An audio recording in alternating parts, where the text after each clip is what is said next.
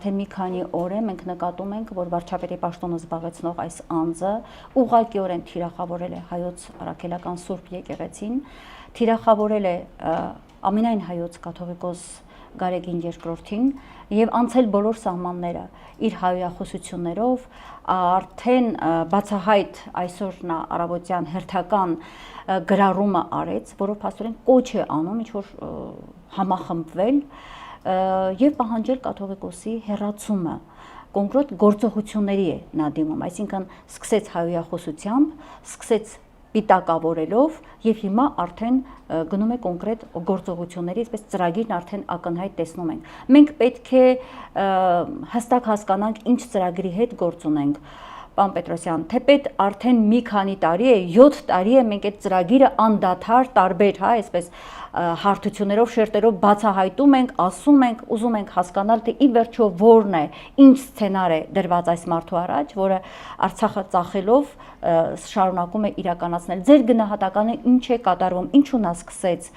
կոնկրետ թիրախավորումը, թեպետ ինքս ինձ սրբագրելով ասեմ, այդ սկիզբը վաղուց էր դրված, 18-ին ավելի հստակեցվեց եւ այսօր ինչ է նպատակը այս մարդու, խնդրեմ պարոն Պետրոսյան։ Այս մարդու նպատակը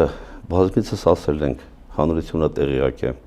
մինչև վերջ ազգակործան գործունեություն իրականացնել,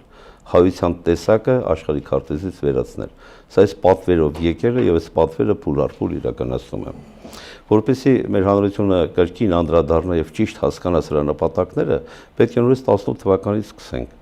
Չէ՞ որ եկան սրանք իշխանության, նոր Հայաստան, նոր հայրապետ կոչով, բռնություններ կիրառեցին, քաշքշեցին վեհապարին, ճանապարհը փակեցին։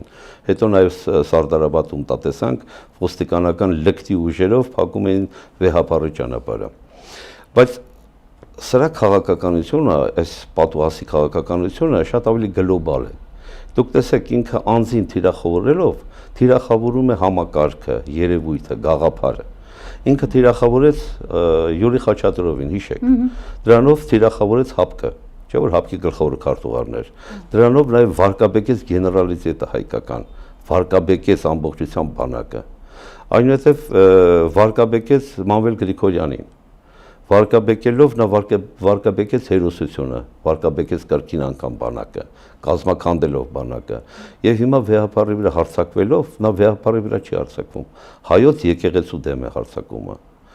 Հանրությունը պետք է հասկանա, որ եկեղեցու դեմ հարձակումը վեհապարի հետ հեչ կապ չունի։